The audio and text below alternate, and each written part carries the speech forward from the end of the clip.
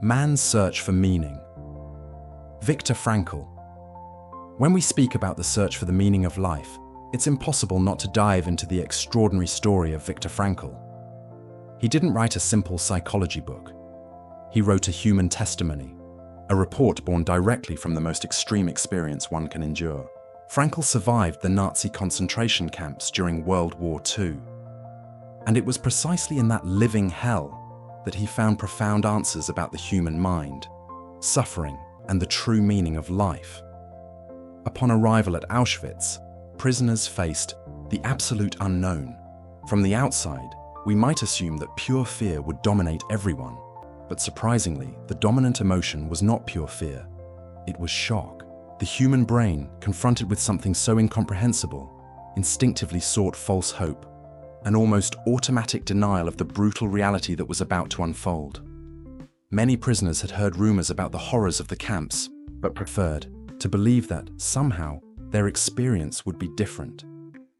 This was a mental defense mechanism, a way to shield oneself from the unbearable. As they stepped off the trains, they were immediately divided into two lines. One line led to forced labor, the other to immediate execution.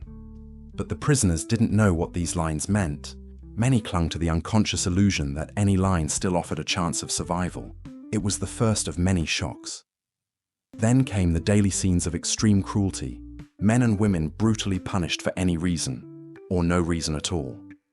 The reality became so unbearable that some prisoners chose to end it themselves, throwing themselves against electric fences, seeking death as an escape from what seemed impossible to endure. Yet after this initial impact, something strange occurred. The human mind began to numb itself.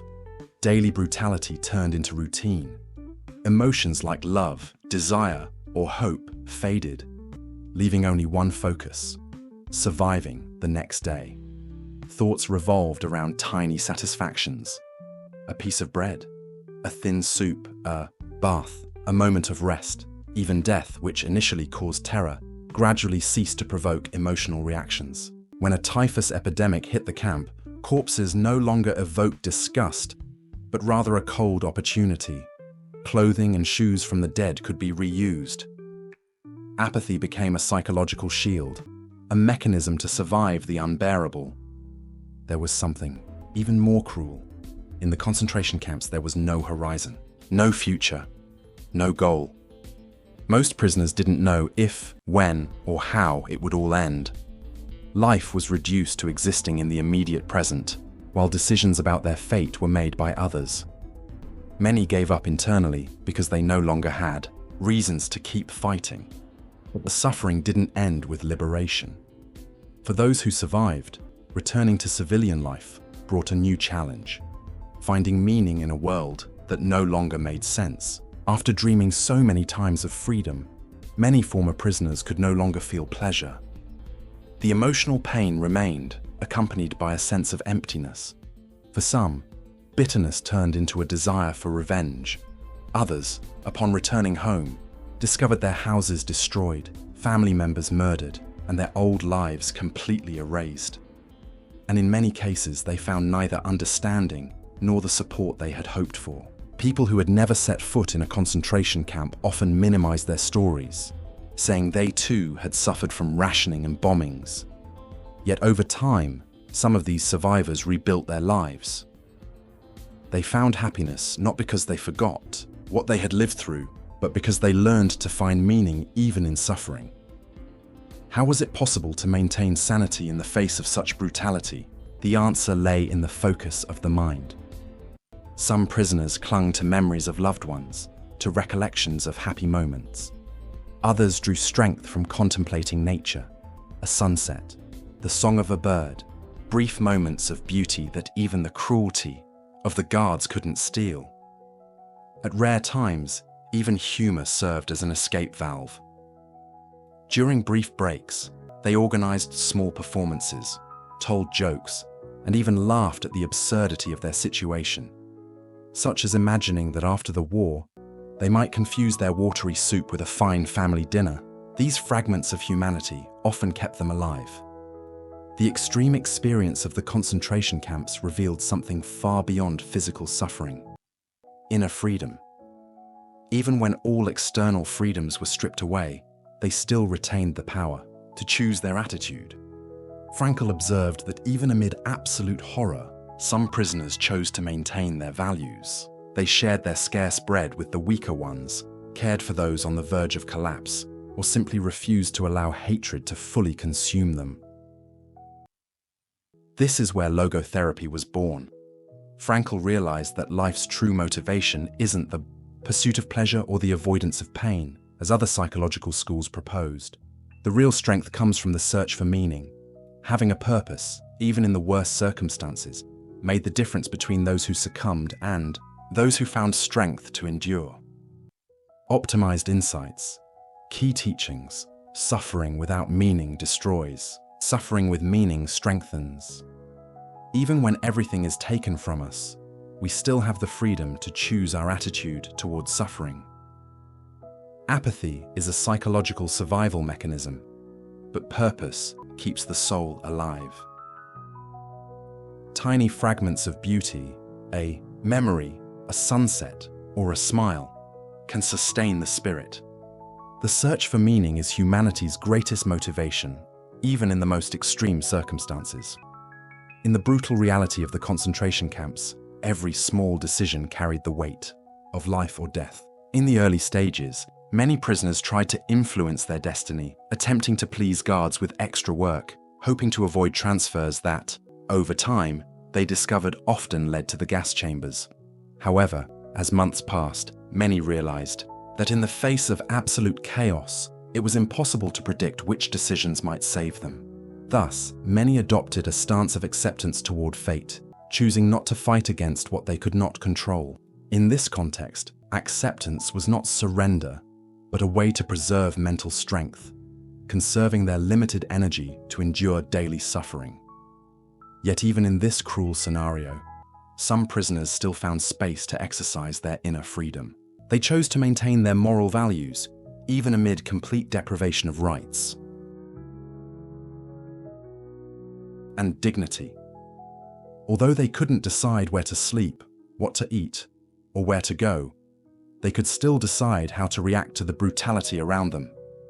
Some shared their small pieces of bread with weaker companions. Others cared for sick, fellow prisoners. Many sought refuge in spirituality to keep hope alive. It was in these small acts that humanity continued to resist dehumanization. Frankl observed that this inner strength was directly tied to the meaning each person attributed to their existence. From this observation, he solidified his theory of logotherapy, a branch of psychotherapy that states the greatest driving force in human life is the search for meaning. It's not pleasure, power, or even the pursuit of happiness, it's significance. Numerous later studies confirmed this thesis. A study conducted at Johns Hopkins University found that 78% of students interviewed considered finding purpose and meaning the highest priority in their lives. When a person fails to find meaning, what Frankl called the existential vacuum emerges. This internal emptiness often leads to despair, anxiety, and depression. And most strikingly, one doesn't need to face extreme tragedies like the Holocaust to feel this emptiness. Many ordinary people, living seemingly normal routines, experience this sensation during moments of reflection, such as weekends, when, after an intense work week, they realize their lives lack true purpose. This is where logotherapy operates. Its goal is not to provide ready-made meaning, but to help the patient discover their own purpose.